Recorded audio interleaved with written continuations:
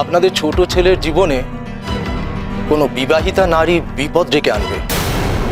ছোট ভাইকে ওই ফাইল চুরির মতো এত বড় একটা ঝড়ের হাত থেকে কিন্তু আমার বৌদি ভাই বাঁচিয়েছে, তাই না?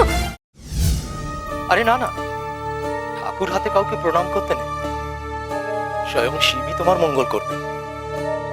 থাক থাক। গুরুদেব এলেন না কেন? ওনার শরীর ঠিক আছে তো? হ্যাঁ, ভালোই আছেন। আসলে উনি মৌনব্রত পালন করছেন, কারুর সঙ্গে কদিন কথা বলবেন না।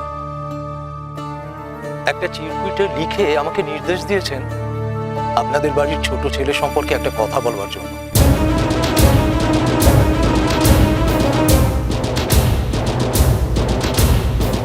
কি কথা?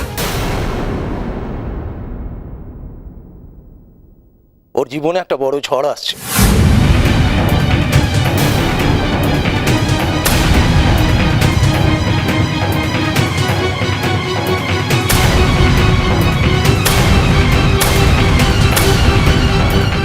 ঝড়? আবার কি ঝড়? কি বিপদ? কিছু বলেছেন? না, সেটা তো পরিষ্কার করে কিছু বলেননি, শুধু এইটুকু বলেছেন যে আপনাদের ছোট ছেলের জীবনে কোনো বিবাহিতা নারী বিপদ ডেকে আনবে।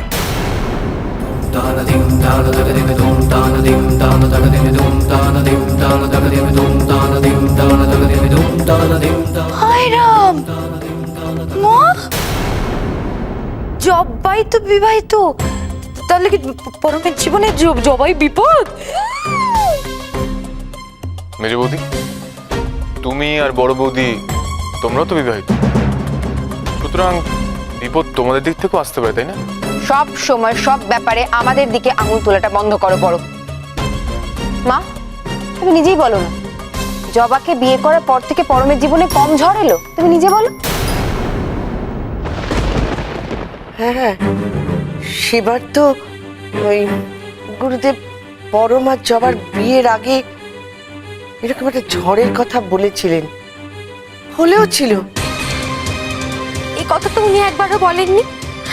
এমনকি মা, ছোট ভাইয়ের সাথে সাথে কিন্তু বৌদি ভাইয়ের জীবনেও একের পর এক ঝড় আছড়ে পড়েছে। আর আমার বৌদি ভাই কিন্তু সেই প্রত্যেকটা ঝড়কে মা আটকাতে পেরেছে। এমনকি তুমি বলো, ছোট ভাইকে ওই ফাইল চুরির মতো এত বড় একটা ঝড়ের হাত থেকে কিন্তু আমার বৌদি ভাই বাঁচিয়েছে, তাই না? ঠিক বলেছিস টিয়া। গুরুদেব কি বলেন? গুরুদেব বলেন যে ঝড় জীবনে আসবেই, আর তার থেকে উদ্ধারের পথ স্বয়ং ঈশ্বর দেখিয়ে দেবেন। সেই পথটাকে শুধু ঠিকভাবে চিনতে হবে। জবা তো সবসময় পরমের ভালোই চায়। ও তো পরমের ভালোর জন্যই শিবরাত্রি পুজো দিতে গিয়েছিল। ঠাকুর নিশ্চয়ই পরমকে রক্ষা করবে।